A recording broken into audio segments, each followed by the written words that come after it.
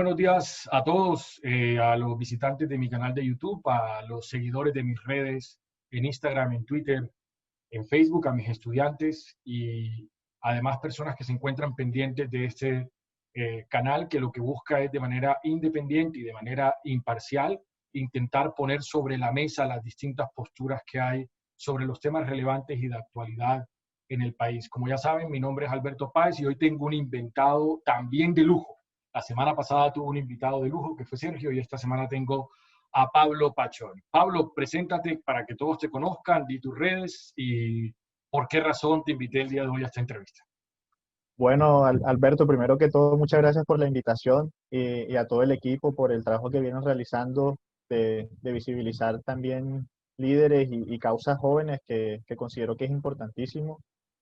Yo me llamo Pablo Pachón, yo soy politólogo de la Universidad del Norte y digamos que recientemente vengo liderando algunas causas que considero importantes en mi ciudad, que es Barranquilla, sobre todo en el tema cultural y artístico, es como mi bandera, los espacios culturales y artísticos de la ciudad, pero igualmente soy muy activo en el tema de la manifestación y recientemente, digamos, me he unido con varios jóvenes de la ciudad para ayudar a liderar y a convocar las distintas marchas que han sucedido ahora en septiembre y también a ayudar, digamos, a través de mis redes a hacer las denuncias de posibles violaciones de derechos humanos, a contactar gente que ha sufrido algunos abusos por parte de la fuerza pública y digamos que por eso he tenido alguna visibilidad últimamente y bueno, un placer estar aquí nuevamente. El placer es nuestro, Pablo. Bueno, la primera pregunta, ya que tocaste el tema sobre todo de las marchas, te quería preguntar, estas marchas tuvieron ciertos desmanes, hubo ciertas conductas, si bien tienes una localía en Barranquilla, normalmente veo además en tus redes sociales que tienes un pensamiento muy contemporáneo, muy global, y me gustaría preguntarte de manera muy concisa y directa. Eh, ¿Está para ti legitimado que una marcha ejerza en algún momento, si el Estado se encuentra completamente cooptado y silenciado, la violencia como mecanismo de presión para ser escuchados? Bueno, yo creo que ese debate hay que darlo desde muchos puntos de vista. Desde mi perspectiva, el debate central no debería ser si existe o no la violencia o si la protesta debería ser violenta o pacífica, sino que yo creo que la violencia debe ser. Y eso implica muchísimas cosas. Por ejemplo, la última marcha, la marcha del 9 de septiembre aquí en Barranquilla, nos encontramos con que hubo muchos casos de abuso de la autoridad y muchos casos de violencia cuando hubo una presencia altísima del ESMAD. Pero casualmente, hace 2 días, cuando nos manifestamos pacíficamente, no hubo ningún hecho de violencia reprochable en la ciudad. Entonces yo sí pongo sobre la mesa ese tipo de cosas que se ha venido estudiando en Colombia y que es importantísimo mencionar. Es decir, la violencia en Colombia ha sido mayoritariamente pacífica y ha tenido un éxito considerable pacíficamente. Y yo soy un partidario de la protesta pacífica. Sin embargo, lo que ha pasado en Colombia es que uno ve, por ejemplo, las protestas en Bogotá. ¿Cuántos policías murieron en las protestas? Cero. Uno se pone a revisar los CAI que destruyeron en Bogotá. La, Casi más del 80% ya están arreglados. Es decir, hay unos hechos, unos desmanes que de pronto surgen de esta gran inconformidad de las personas, pero lo que deberíamos concentrarnos es en el fondo de las protestas, es decir, por qué estamos protestando. El hecho de que hayan unos casos que desde mi punto de vista no son violentos en sí en comparación con las actuaciones de la fuerza pública, no deslegitima la protesta. Y ese es el discurso del que yo estoy en contra. Es decir, la violencia en Colombia en las protestas se ha utilizado como un mecanismo para deslegitimar no la protesta, las causas de la protesta. Entonces, eso es lo más importante para mí. Rechazo los actos vandálicos y pongo el tema del debate sobre la mesa de si hacen parte de estructuras criminales que desde mi punto de vista no lo creo, eh, pero considero que lo más importante es las manifestaciones que tienen un trasfondo político y social que es supremamente importante y que está completamente desligado de algunos actos vandálicos que ocurren en las protestas que son mínimos para mí en comparación con las grandes movilizaciones pacíficas que ha habido en el país. Ok, y también con tu respuesta me vas a entender el tema de la proporcionalidad. Mientras aquí destruimos unos CAIs y dañamos unos CAIs, la protesta es por la muerte, el abuso Claro, policial, las por 13 vidas nunca vuelven. las 13 vidas Los nunca CAI vuelven. O sea, no estás diciendo que se legitima que destruyan los CAI, pero no le prestemos atención a no es que no le prestemos atención, sino que es desproporcionado lanzar una alarma por la destrucción de los CAI y no por los 13 muertos que durante la protesta hubo. claro, es que ese es el mecanismo para deslegitimar las protestas. El gobierno sale inmediatamente a decir los desmanes, los medios se concentran en los desmanes, se habla solo de los desmanes y cuando nos venimos a dar cuenta es cuál es la agenda de las protestas. Hay una agenda y unos problemas estructurales que hay que resolver y que no hemos querido mirar hacia allá. La reforma estructural de la policía es un tema, desde mi punto de vista, esencial para un Estado democrático. Es decir, Colombia necesita una reforma estructural de la policía. Colombia necesita separar la policía del Ministerio de Defensa. Colombia necesita un cuerpo civil respetuoso de derechos humanos. Eso es un hecho de conocimiento público, pero de eso no se habla y de eso no nos concentramos en el debate. Entonces, está bien, reprochemos activamente los hechos vandálicos.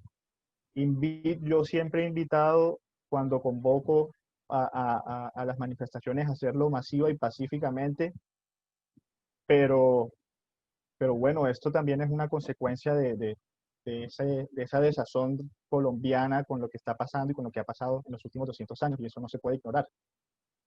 Ok, ok, Pablo. Y pasando para ese mismo punto de vista, ¿qué crees o cuál crees tú que es la razón por la cual los abanderados de estas protestas son principalmente los jóvenes? O sea, ¿qué te hace a ti como ciudadano, como colombiano, como barranquillero, como miembro de esta nación? ¿Qué es cuál crees tú que es la razón por la cual son los jóvenes los que están generando este descontento en parte violento frente a una autoridad para ellos impasible frente a sus quejas? ¿Por qué crees que existe ese abanderamiento de parte de los jóvenes? Bueno, lo primero que yo diría es que si uno se pone a revisar la literatura sobre la movilización social en Colombia, uno encuentra que las principales dificultades que ha tenido Colombia en materia de movilizaciones y de manifestaciones es precisamente la existencia de un conflicto armado interno activo. Es decir, en Colombia las manifestaciones siempre han encontrado esa dificultad y esa violencia que han hecho que las personas, que los colombianos de manera generalizada, nos hayamos alejado de las manifestaciones. Entonces eso es importantísimo para entender el hecho de que los jóvenes en su gran mayoría no han vivido directamente el conflicto y que nos encontramos en una etapa de medio superación de hechos del conflicto, al menos en materia urbana. Es decir, yo considero que los jóvenes nos podemos abanderar de las manifestaciones y nos sentimos diferentes en torno a las manifestaciones porque no somos receptores directos del conflicto. Eso es de primera mano. En segunda mano, yo considero que los jóvenes en Colombia y en el mundo no encontramos asidero, por decirlo así, en las instituciones eh, colombianas tradicionales. Es decir, los jóvenes eh, tenemos otras formas de participar en la vida y en el debate público y político de Colombia. Los jóvenes somos mucho más propensos al activismo, a abrazar causas específicas a participar de otras formas que no son las tradicionales. Es decir, nosotros los jóvenes no encontramos, y me atrevo a decirlo a nombre de muchos jóvenes, asidero, por ejemplo, en los partidos políticos tradicionales. No encontramos en el Estado y en las instituciones una representación de nuestras causas que son incomprensibles para, digamos, para otros grupos poblacionales. Entonces, para mí es casi natural que los jóvenes utilicen otros mecanismos diferentes a los tradicionales para manifestar su descontento, su falta de representación y su falta de inclusión en las políticas globales del Estado. Y uno de esos medios diferentes, de los más importantes y los más fuertes, es la manifestación. Entonces, es casi que natural que nos apropiemos sin miedo de este medio y de otros medios también muy importantes, artísticos, culturales, a través de las redes sociales. Digamos, somos nativos y encontramos estas formas naturales para nuestra expresión y nuestra inconformidad. Ok. Pablo, después te hago las preguntas incómodas sobre posibles candidatos, que también se las hice a Sergio en la entrevista pasada, pero mientras te quiero hacer la siguiente pregunta. Para que un gobierno eh, futuro, ya que vemos que, sobre todo por tus redes, que no crees que el gobierno Duque sea esa diferencia que están buscando los jóvenes, para que un gobierno futuro realmente tú lo consideres un gobierno que incluya a la juventud, ¿cuáles serían sus tres principales características? Bueno, yo creo que la primera, y va acorde con lo que estoy mencionando, es el hecho de desligarse de las maneras tradicionales de hacer política. O sea, Duque era el presidente joven y nos vendieron ese cuento, pero la realidad es que Duque adoptó como si fueran propias de los jóvenes todas las formas de hacer política que a nosotros no las encontramos válidas en un Estado democrático. Es decir, de primera mano hay que superar las estructuras clientelares, hay que superar la compra de votos, hay que superar la corrupción como, digamos, como hecho fundamental del Estado que no hemos podido superarla jamás. Y eso es, Pero Pablo, ¿tú sí crees que sea posible que un candidato pueda llegar a una curul sin utilizar estos mecanismos tradicionales? O sea, ¿tú sí crees que es posible que sin, por ejemplo, hacer trámites clientelistas, sin ofrecer un puesto, sin, no digamos comprar votos, pero tener gente en las zonas urbanas que recopilan esos votos y los ponen a nombre de un candidato? Esas formas tradicionales, no necesariamente ilegales, pero sí tradicionales. ¿Te parece que cuál sería entonces esa forma para poder lograr, o sea, entiendo el debate democrático, pero particularizándolo, si mañana eh, Pablo se lanza a una candidatura, ¿cuáles serían sus mecanismos para intentar convencer a la gente? Es para particularizarlo, efectivamente, ¿cuál sería la manera para que ese gobierno, tú como joven y de esta orilla, considerarías que es legítimo? ¿Cuál sería esa característica? O sea, ¿qué tendría que hacer para evitar caer en ese error que mencionas? bueno, lo primero que yo quisiera decir con esa pregunta es que precisamente ese es el cuento que nos han vendido. Y así se justifica en toda la corrupción en Colombia. O sea, nos dicen que es imposible. Y eso es una construcción discursiva que todos sabemos quiénes son los que hacen parte de ese discurso. Nos han vendido el cuento de que es imposible y que entonces nos toca adaptarnos al menos peor, que nos toca aceptar la corrupción endémica del Estado colombiano y eso yo lo rechazo tajantemente. Sí, hay muchísimos ejemplos a nivel mundial y en países también sumidos en corrupción que han logrado con nuevas candidaturas, con nuevas voces, cosas interesantísimas. Lo primero que yo diría en torno de pronto a más específico, es que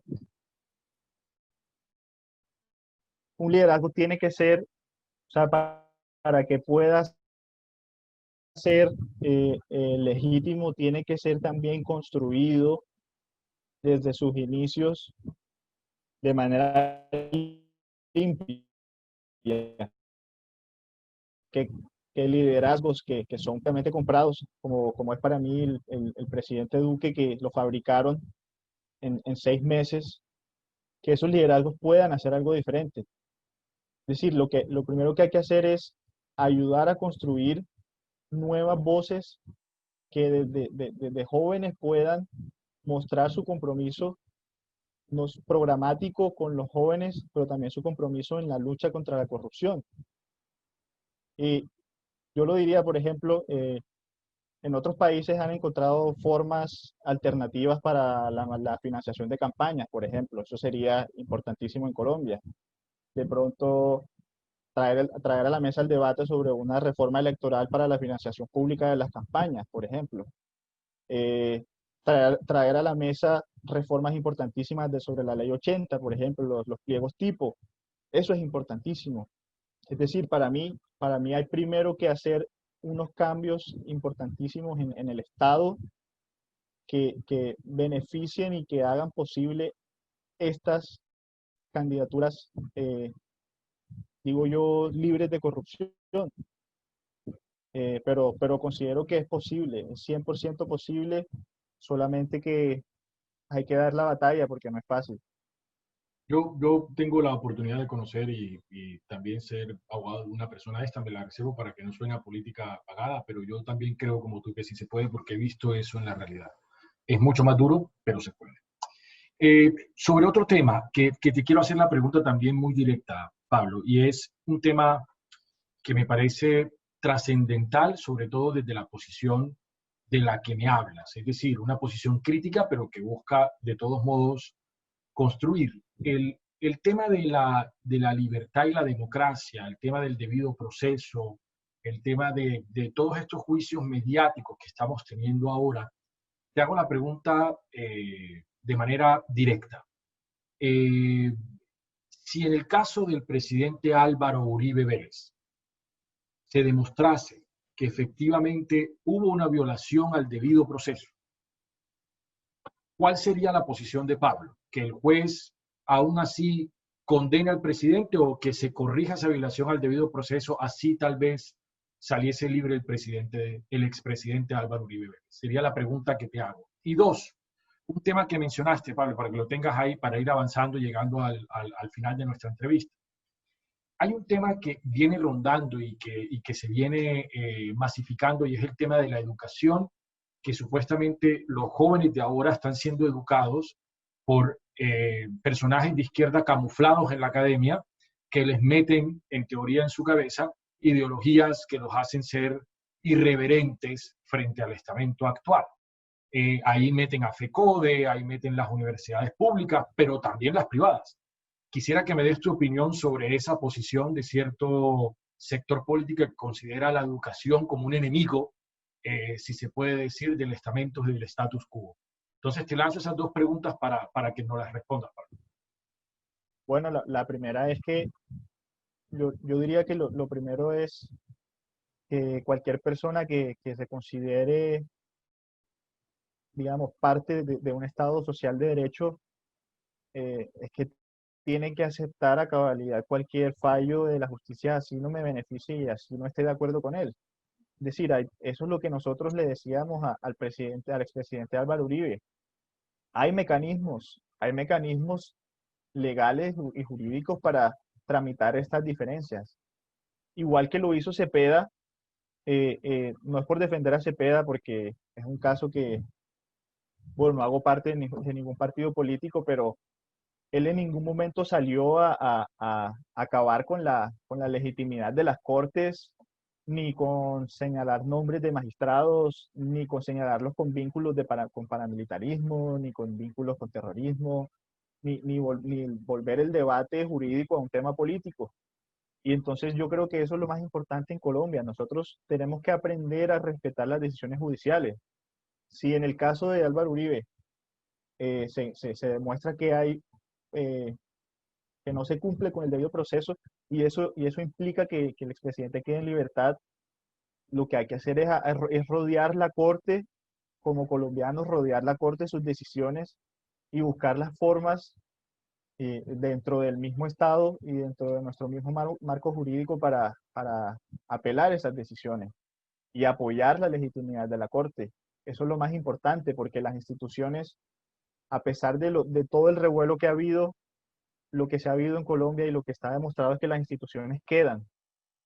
A pesar de todo el revuelo mediático, las instituciones quedan y las instituciones han demostrado que en Colombia nosotros somos un Estado con instituciones fuertes y duraderas. Y eso es lo que debemos intentar mantener por encima de intereses políticos particulares, como es el caso del expresidente Álvaro Uribe.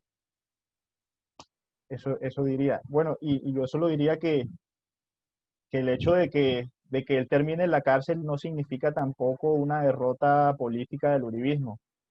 Es decir, eso no va a influir desde mi punto de vista de manera directa en que ya perdieron las elecciones. Al contrario, es posible que la ponga incluso mucho más difícil para sectores alternativos.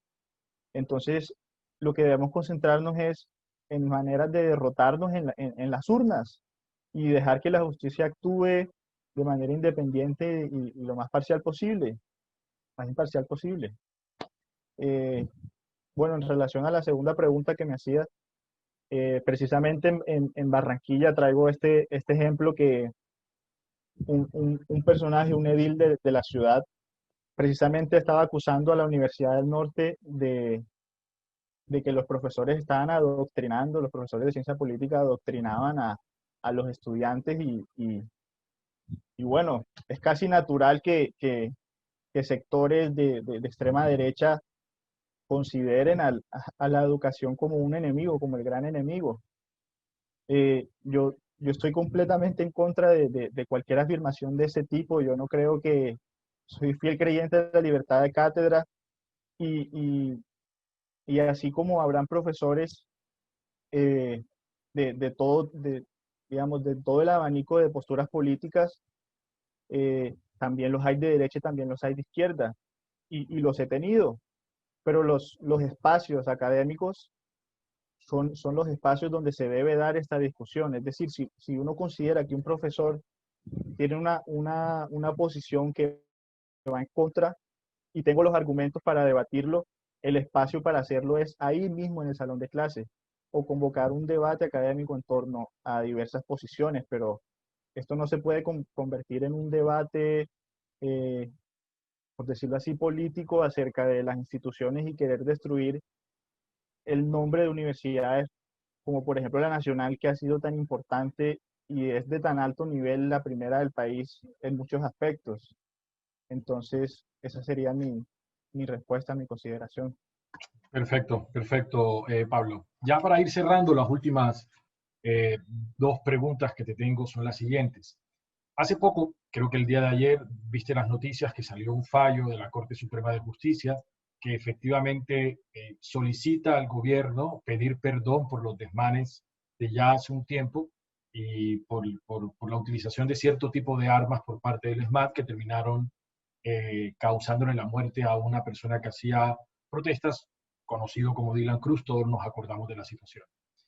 Eh, la pregunta que te hago es también puntual, es si la policía hay que tratar de que sea un cuerpo mayoritariamente civil y en países como el nuestro, que todavía no tienen, podamos decir, vamos a decirlo de manera categórica, todavía una conciencia sobre la importancia de los cuerpos civiles dentro de la estructura estatal, eh, ¿qué propondrías tú en ese interregno entre poder hacer un tránsito cultural a poder tener este tipo de manifestaciones? Mira que ya tú más o menos me lo insinuaste en la respuesta de hace poco. Hace poco tuvimos una protesta, no hubo desmán alguno, par de cosas similares, o sea que más o menos das a entender que el hecho de la presencia de los entes policiales es lo que termina generando esa revolución en exceso por parte de los que manifiestan las protestas.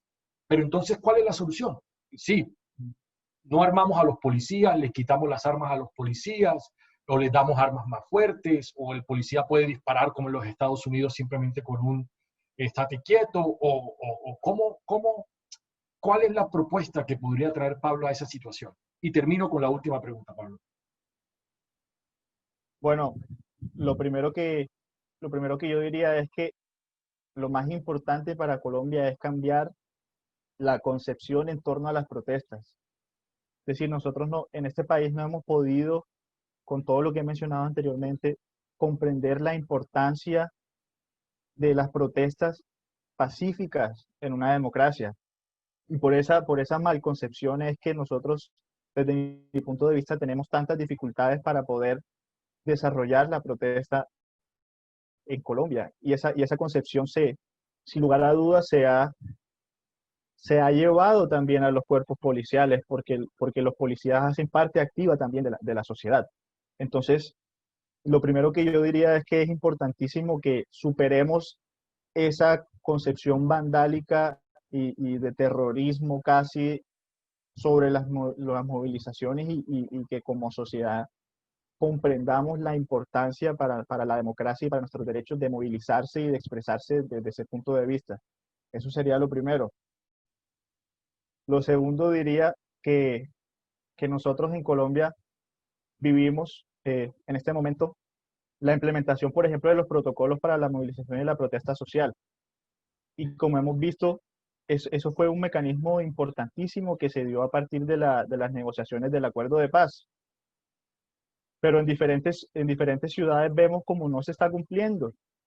Entonces, yo creo que hay mecanismos importantísimos, el protocolo es uno de ellos, pero lo que hay que buscar es formas de hacer esos protocolos en las distintas ciudades de obligatorio cumplimiento, primero que todo, y que existan unos lineamientos claros que ya están estipulados, por ejemplo, en el protocolo de Barranquilla, que a mi punto de vista es muy completo, sobre las actuaciones del SMAT, sobre los puestos de mando unificados, sobre el acompañamiento de la policía, sobre el actuar de los defensores de derechos humanos. Es decir, hay unos lineamientos que si se cumplen a cabalidad, como se cumplió, creo yo, hace 2 días, no va a haber ningún problema en la protesta.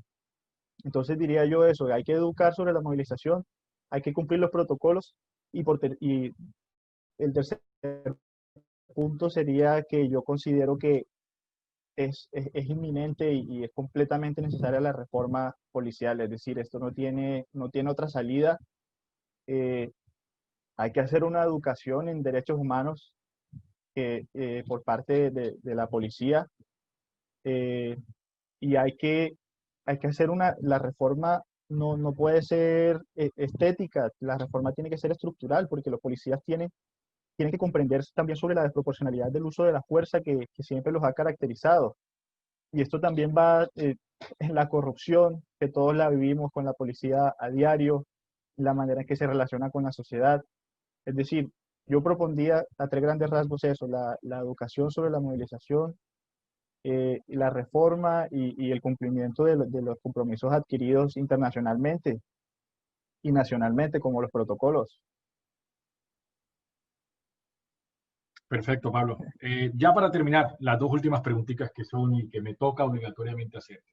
¿Cómo se ve Pablo políticamente hablando en un futuro? ¿Tiene una aspiración meramente local? ¿Aspira a ser un concejal? ¿Aspira a ser un alcalde? ¿Aspira a ser un diputado?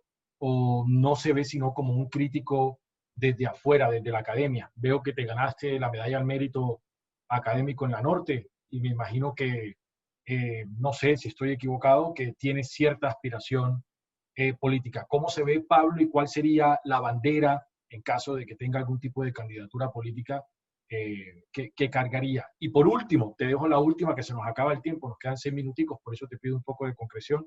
¿Cómo te ves? Y te quiero hacer la última pregunta que Vale. me vas a tener que responder, así que termíname con eso. ¿Cómo te ves tú de aquí a unos 10 años aproximadamente?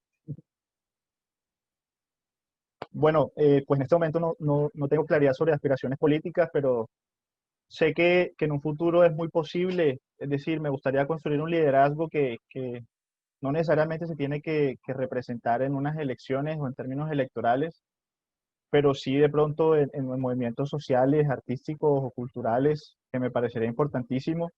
Y mis aspiraciones siempre digo yo que serán en Barranquilla, es decir, Barranquilla ha sido siempre mi norte y mi obsesión.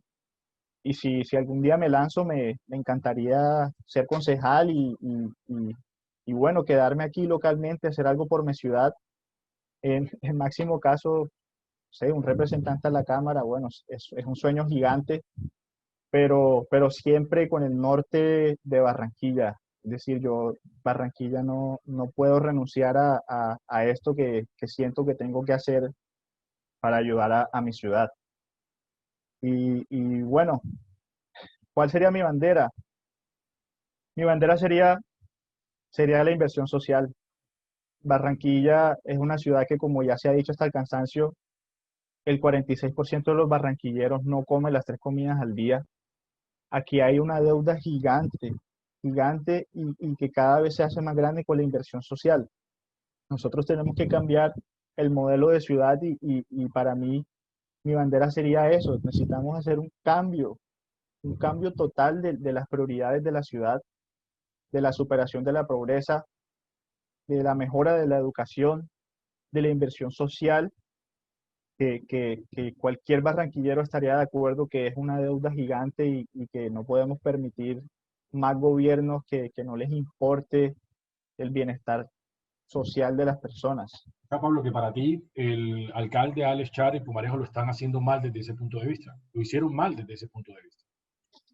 No, yo siempre he dicho que Barranquilla era una casa que se estaba cayendo y entre esas cosas, por ejemplo, la fachada había que arreglarla y las cosas que ellos hicieron bien, hicieron inversiones estratégicas completamente necesarias para la ciudad, pero olvidaron completamente y mandaron al olvido por su propia concepción de ciudad muchos aspectos importantísimos. Por ejemplo, que en Barranquilla no tenemos espacios culturales. Entonces, y seguimos construyendo nuevos parques, seguimos construyendo todos los días. La plata para la inversión es gigante, pero para los museos no hay un peso, pero para los artistas no hay un peso, pero para apoyo económico a las personas no hay un solo peso. Es decir, hay que hacer un cambio total. O sea, estuvo bueno, hay cosas muy positivas que es imposible rechazarlas, pero ya es momento de hacer un revolcón completo de las prioridades y del modelo de ciudad barranquillero para tratar las necesidades que tenemos todos como ciudadanos barranquilleros. Vale, Pablo, muy claro. Ahora sí, la pregunta para finalizar y agradecerte tu tiempo, pero tienes que respondérmela. Supongamos que no existe el voto en blanco. Supongamos por un segundo que no te puedes abstener. Juguemos a que te toque decidir y tomar partido. Y resulta que en las próximas elecciones están estos cuatro candidatos, cada uno por su área claramente determinados. Está Ordóñez por los conservadores, el ex procurador general de la Nación, está Petro por la izquierda, sea la Colombia Humana o en Alianza, está Fajardo por los verdes y está Alex Char por un progresismo capitalista ahí claramente determinado. Y supongamos, como me dijo el entrevistado pasado, me dijo, es votar la cédula o votar por tal, no importa, pero supongamos que te toca escoger entre esos cuatro, ¿cuál sería tu candidato a la presidencia de la República? ¿Qué pregunta más difícil? Bueno, yo diría que de primera mano no estaría jamás en mis opciones votar por Alex Char. Solo sería continuar con más corrupción y clientelismo. Mi ideología va en contra completamente de las posturas religiosas del ex procurador. Y, y, y bueno, yo voté en primera vuelta por Fajardo y las pasadas, y después voté por Petro. Entonces, estaría muy difícil esta decisión. Pero te Pero toca, escoge uno, te toca escoger uno. bueno, si me tocase escoger en este preciso momento, yo votaría por Petro. Es Dale. decir, yo siempre he sido partidario del verde, de la coalición Colombia, pero es indiscutible que el liderazgo de Fajardo se fue por la borda y nos abandonó a sus votantes en muchas causas. Vale, vale, perfecto. Pablo, muchísimas gracias. Esta es la razón por la cual quería entrevistar a Pablo Pachón. Es claramente un líder indiscutible dentro de los jóvenes, en este caso en la ciudad de Barranquilla. La entrevista pasada tuvimos a Sergio, quien también es un líder indiscutible desde la capital del país, en un tono más conservador, más tradicional. Este es el fin de este canal, tener invitados de lujo. Vamos a avanzar la próxima semana con invitados directos y relacionados con el proceso de Álvaro Uribe Vélez, así que no se lo pierdan para el próximo canal de YouTube y solamente agradecerte a ti, Pablo. Muchísimas gracias por tu Alberto, tiempo muchas gracias. y espero nos veamos por allí, ya sea que te lances como concejal o trabajando públicamente, estaré muy pendiente de lo que haces de aquí en adelante. Muchísimas gracias por tu tiempo. A ti, Alberto, muchísimas gracias.